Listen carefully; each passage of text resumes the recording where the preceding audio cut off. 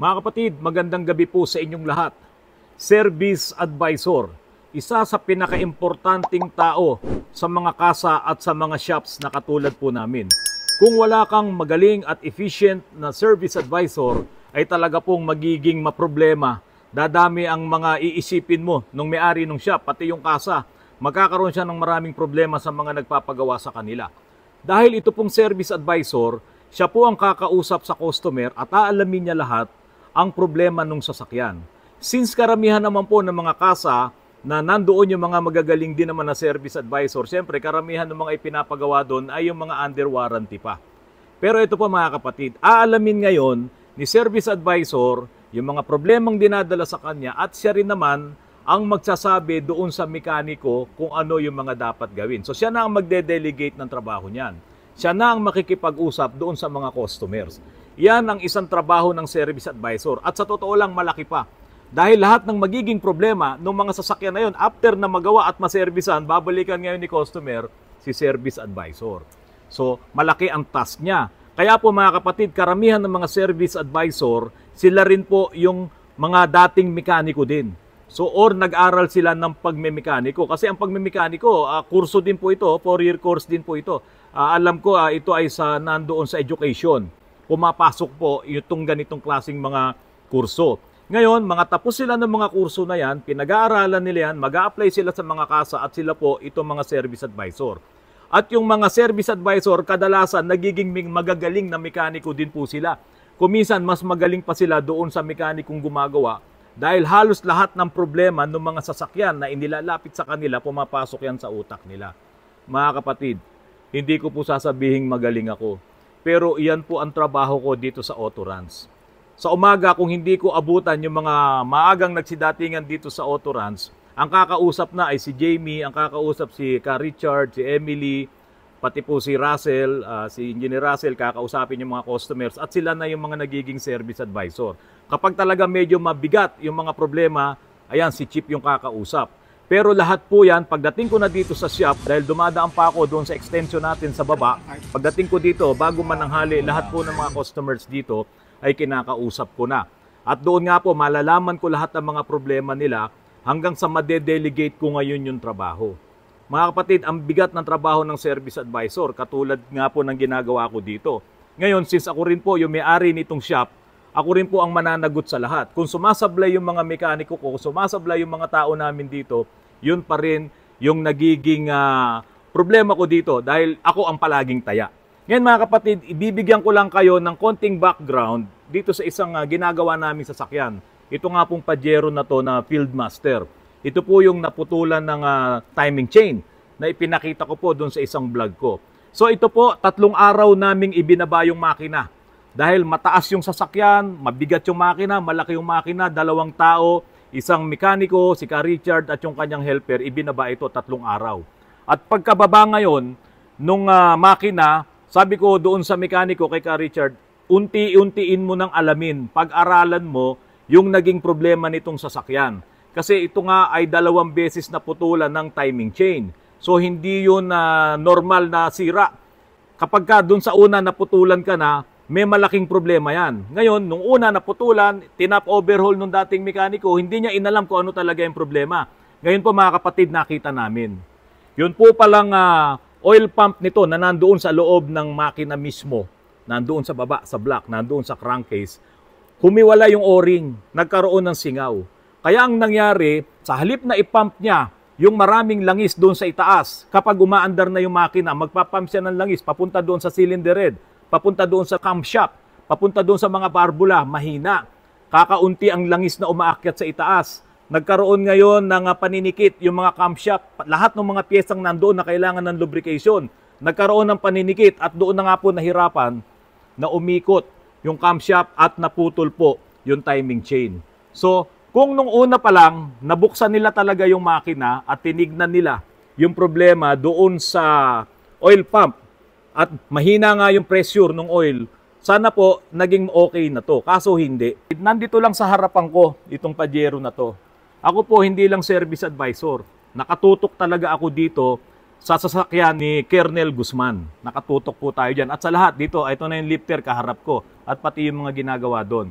So ako po, bilang service advisor na po dito, ako pa rin po yung bantay ng lahat ng mga ginagawa dito. Kaya minsan nakakalungkot, meron naman din po talagang errors.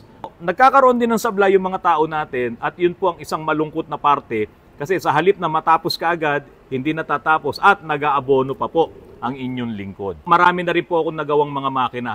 Marami na rin po tayong sasakyan na inayos. Kasama po si Chip. Year 2000 pa lang ay magkasama na po kami ni Paring Junior. So siya, pagbalik niya mula sa Saudi, nagtayo na siya ng shop. Ako naman, halos magkapit-bahay lang kami dun sa subdivision, tinutulungan ko siya. Ako po ay nagtatrabaho sa isang malaking kumpanya nung araw. Tuluyan na ako nga mag-retire doon. Dahil nung nakakuha na ako ng puhunan, itinayo ko nga po itong Autorans, nitong pandemic. At ito nga po nagtuloy-tuloy na. Mga kapatid, mahirap ang trabaho namin ni Paring Junior. Lahat po ng mga ginagawa namin dito, sa totoo lang, ay hindi po ordinaryong trabaho. Nagtuturo po kami sa mga tao namin. Karamihan ng mga nakukuha namin, ngayon na lang po yung mga galing ng TESDA. At yung ibang mga mekaniko namin, pinag-exam din po namin sa TESDA at nakapasa po sila. Yung isa nga po, nandiyan na sa Saudi. So sabi ko po sa mga tauhan namin, dito, sinesweldohan kayo, tinuturuan kayo, at sana lahat ng mga natututunan nyo dito pumasok sa inyong mga ulo. Kasi darating ang panahon, iiwanan nyo talaga kami, natural na yan sa mga ganitong klaseng shop at kayo ay magtatayo ng sarili nyong mga talyer or mag-a-apply kayo sa abroad. Nandoon nga si June, nandiyan na sa Saudi. Or mag-a-apply pa kayo sa mga malalaking kasa at gamit-gamit nyo, dito po kayo galing sa Autorans. At kami po ay masaya kapag ang aming mga mekaniko ay nagkakaroon ng ganong mga tagumpay sa kanilang mga ginagawang pagtatrabaho. Mga kapatid, ang inyong lingkod, 56 years old na po ako. May maintenance na rin po ako sa blood pressure. At kapag ka po ako'y tumatalungko, pag tinitignan ko yung mga trabaho, kapag humahawak din po talaga ako ng gagawin, dahil mas kailangan nila ako, dahil sabi nila, pag daw po ako'y nawala, baka wala na rin daw po magpatuloy nitong Autorans. Mas mabigat pa po yung naging trabaho ko. Nagme-mekaniko dito. Service advisor na ako, nagpapasweldo pa ako. Ako pa lahat ang nag-aasikaso ng mga pangangailangan nila. Ako pa ang namimili ng mga pyesa. Ako ang kumakausap sa lahat ng mga tao. Ako rin ang taya kapag ka nagkakaproblema. So, mas mabigat yung trabaho ko ngayon. Meron lang po akong babasahin sa inyo. Kasi po, meron pong nag-comment dito sa huling vlog ko. At yung sinasabi po niya sa akin ay hindi po talaga totoo. Babasahin ko po sa inyo itong comment na to. Ito po. Nagyabang ang nagmamarunong. Pero sa katotohanan, hindi ka naman ang gagawa. Kumukuha ka lang din naman sa mekaniko mo. At sabihin mo sa'yo, mapagsamantala. Mapagsamantala daw po ako. Kapatid, ito yung komento ni Force One Moto. Hindi naman nakalagay yung pangalan niya. Wala rin naman siyang picture doon sa kanyang account. So si Force One Moto, ito yung kanyang komento. Malamang mekaniko to kasi doon sa pananalita niya, merong laman, no, may bahid ng pagka-mekaniko. Natatamaan po nung aking mga nakaraang vlog. Pasensya ka na, Force Moto, no? Force One Moto. Hindi naman po tayo nagyayabang. Sabi po niya rito, nagyabang. Sabi po niya, nagyabang ang nagmamarunong. Yan, nagmamarunong daw po ako at nagyabang. Sa totoo lang po, napaka-technical ng isang pagmemekaniko. Doon pa lang sa termino na English, tulad ng synthetic, tulad ng mga kung ano-anong mga English words, ang hirap i-translate sa Tagalog. Pero ako po talagang pinipilit ko na ma-translate yan para malinawan po ng karamihan. So, at sabi po niya, nagyayabang daw po ako. Wala naman akong ipinagyayabang. Kasi lahat naman po ng inilalagay ko sa vlogs ko, karamihan po dito ay mga tutorials, karamihan yung mga experience namin dito, kung ano yung mga ginagawa namin, yun po yung isinasama ko sa vlog. At karamihan na rin po ng mga pinag-aralan ko, inilalagay ko na po dito. Ngayon, maaaring may tinatamaan po yung mga vlogs ko, katulad nitong mga nakaraan na mga diskarte nila dyan sa transmission, doon sa mga second hand na mga sasakyan, talagang may tatamaan po niyan. Kaya lang, itong nakaraan na ibinulgar natin, yung palit naman loob, ang epekto po kasi niyan, hindi naman talaga pang matagalan. At kawawa po, yung mga may-ari ng sasakyan na akala nila na-revealed yung kanilang mga transmission ay hindi naman po pala. Kaya po ipinakita na natin yung diskarte. Kung paano po itong mga sasakyan na to na may mga ganyang klase ng transmission, universal nga eh. Ang dami mo nga makukuhang pyesa. Bakit ka papayag na papalit laman loob at maging chapsoy ang loob ng iyong transmission? Kapag nagtayo ka po ng isang business na hindi mo alam kung paano patakbuhin, sa totoo lang, hindi yan magiging successful. Dahil darating ang panahon, yung mga problema ng mga tauhan mo, hindi mo sila kayang tulungan. At kung lumala ng lumala yung mga problema na yan, na wala kang alam sa pagmemekaniko, kukuha ka na naman ng isang mas magaling na mekaniko, pero sa totoo lang, minsan sumasablay din. Highly technical po ang pagmemekaniko. Marami kaming mga OJTs dito, talaga nagpapasalamat sila dahil itinuturo namin lahat. Kahit na OJT pa lang sila. Kaya pag malapit na silang magtapos sa kanilang mga eskwelahan, talaga pong nakakapasa. Mga kapatid, hindi po biro itong pagmemekaniko. Hindi po ito nagdudunong-dunungan lang. Kung gusto mo po, Mr. Force One Moto, pumunta ka dito. Kung ikaw ay mekaniko, alamin mo po kung ano talaga yung kaya ng mga tauhan namin dito. Para malaman mo kung ako po at ang mga tauhan namin dito ay nagdudunong-dunungan lang. At lahat ng mga sinasabi ko, kung ito po ay mali, makikita na po ng maraming mga subscribers ng Autorans. Mas madalas yung pagkakataon, bago bilhin yung mga pyesa na papalitan doon sa mga sasakyan, dumadaan muna sa akin. At tatanungin ko muna talaga bakit kailangan itong palitan. I-justify mo muna sa akin. Marami kami mga ginagawa dito. Bago palitan ang pyesa, bago ituloy yung trabaho, lahat po yan ay dadaan sa akin. Siyempre, ako po yung core. Ako yung gitna. Lahat po ng mga mekaniko ko dito, lahat po sila ay reporting. Kaya kung sila nagkakaproblema, ako rin po lahat ang sumusolve ng kanilang mga problema. At lagi nyo pong tatandaan, no man is an island. Hindi ka po pwedeng mag-isa na katulad ng isang isla. Mga kapatid, kung ako man po may mga sira na hindi talaga namin kayang gawin, ayan po, nagre-research po talaga kami. Kung kinakailangan kong bumayad diyan sa mga seminars na yan, para lamang malaman natin yung mga highly technical na mga sira ng mga sasakyan ngayon. At yan nga po, nangyayari at mangyayari pa, magpapatuloy po yan sa tindi ng mga sasakyan na naglalabasan po ngayon. Kaya po, Mr. Force One Moto, hindi po ako nagmamarunong. Yung mga natututunan namin sa araw-araw, yan po ang importante. Hinihikayat kita na bumili ka ng libro ni Anthony Robbins. Sabi niya doon sa libro, repetition is the mastery of skills. Yung itong mga ginagawa namin dito, skills yan. Gagawin mo yan araw-araw at kung nagkakaroon ka ng pagkakamali at mga mistakes, i-correct mo yan. At habang dumadaan yan sa araw-araw, yung nire-repeat mo yung mga trabaho na yan, magiging master ka diyan sa mga bagay na yan. Kaya yung mga tao na nagpapatuloy na gumagawa, yung mga mekaniko na itinutuloy yung kanilang passion, yung kanilang trabaho at pinipilit nilang ayusin yan, lahat po yan, magiging master yan. At sinabi pa po niya ito, kumukuha ka lang din naman sa mekanik mo at sasabihin ko daw na akin. Pagpunta nyo dito sa Autorans, makikita nyo po lahat ang mga tauhan namin dito, yung mga helper mechanic namin dito. Si Chip, si Kuya Larry, si Kuya Richard. Yan po ang mga mekaniko namin dito. So ako po ay yung may-ari. Lahat po sila, kailangan ko silang i-train, hindi lamang sa pagmemekaniko, pati sa attitude, pati sa traits, pati sa pagtanggap sa mga customers namin dito. Lahat po yan ginagawa ko. At since ako po yung service advisor, kapag ibinigay ko ang trabaho kay Chip, kapag ibinigay ko ang trabaho kay Kuya Larry, lahat po sila nagre-report sa akin.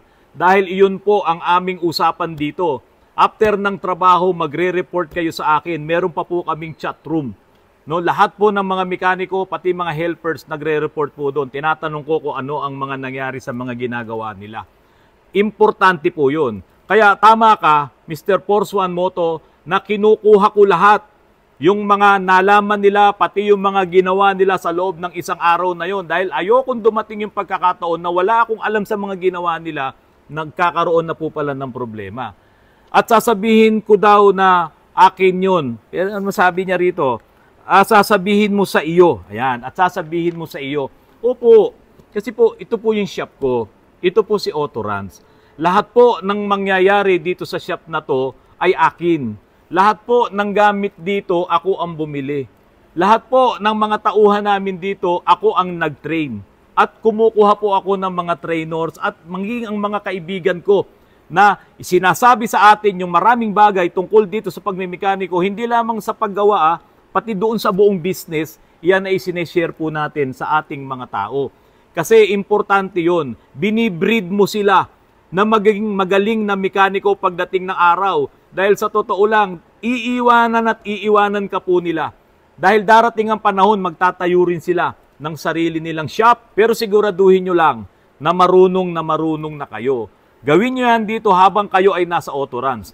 Merong mga umalis dito na hindi pa masyadong marunong, ngayon nag-a-attempt na bumalik, hindi na po pwede dito yon. Yun na po ang usapan namin. Kapag ka umalis ka dito ng walang mabuting dahilan, walang magandang dahilan, wala na pong balikan. Dito po sa Autoruns, pag pumunta ka dito, parang eskwelahan. Talagang itinuturo din namin sa mga customers yung mga nagiging problema ng kanilang mga sasakyan. Alam niyo po mga kapatid, kapag po ikaw ay nagtuturo sa maraming mga tao dito, lalo na po yung mga tauhan po namin dito sa Autoruns, para kang nagtatanim, nagpupunla ka ng isang magandang punla, at kapag ka itong halaman na to ay tumubo na, sumibol na at namunga na, mag-aani ka ngayon, mag-harvest ka ngayon ng magagandang bunga. At doon sa cultivation na yon, sabi nga po ni Anthony Robbins, kailangan i-cultivate mo yan. Kailangan pa bigyan mo yan ng pataba, bigyan mo yan ng abono. Kaya po, yung sasabihin po nitong si Force One Moto na nag-comment siya, sabi niya daw po kasi ay ako daw po ay mapagsamantala. Hindi po totoo yun. Pumunta po kayo dito, lahat ng tauhan namin dito kausapin nyo. Hindi po ako nagsasamantala. Meron nga po kami naging customer Ang laki po dapat ng babayaran niya Ngayon, dumating siya, magro-road test lang silang mag-asawa. Sumakay, kinuha yung susi, umalis, hindi na po bumalik, umuwi na ng Pampanga. Natakasan po kami na 1, 2, 3. Yun po ba ay pagsasamantala? Wala naman na akong ginawa. Sabi ko sa kanya na yun. Wala na tayong magagawa doon. So hindi po yun pagsasamantala. Mga kapatid, isang example, yan pong magic washer. Nung iyan po ay inilagay ko sa vlog, may mga nangtutuya po sa akin kung ano-ano raw po yung ipinapakita ko. Nagtuturo daw po ako ng mali. Sinusundan daw po ako ng mga subscribers na gawin yun.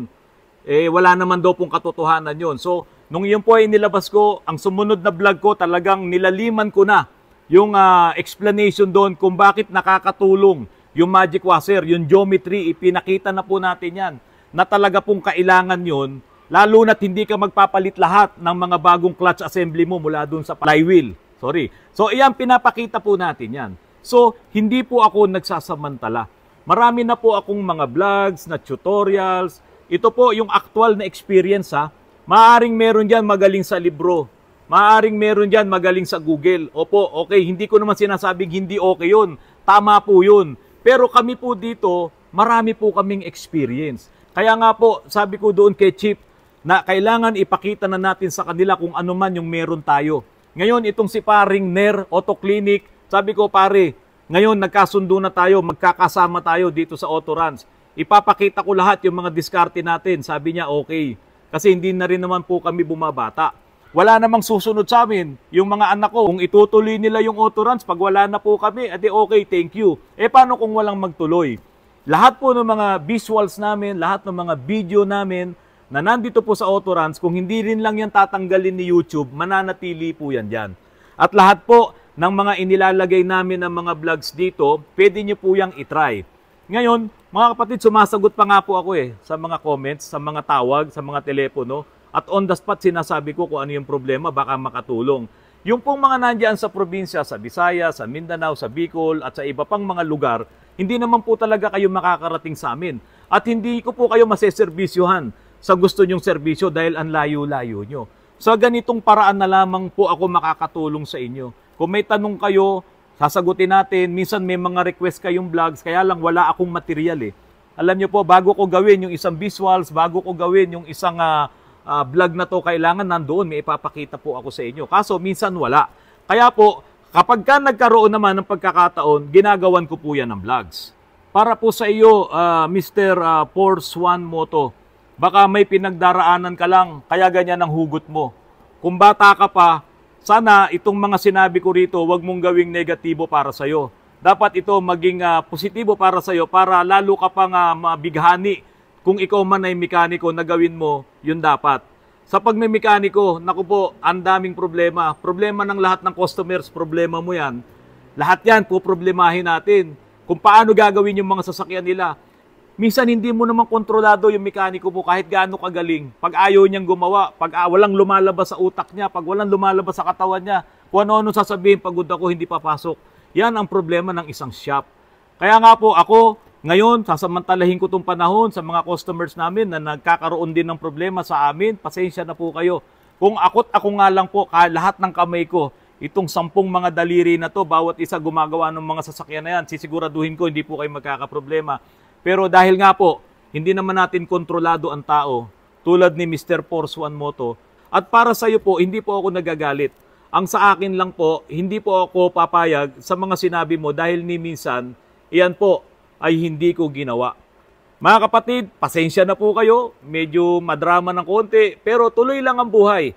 Habang may buhay, magpapatuloy po si Autorans na magbibigay sa inyo ng mga vlogs na makakatulong po sa bawat isa po sa atin. Happy birthday, Roland, Engineer Roland Roy.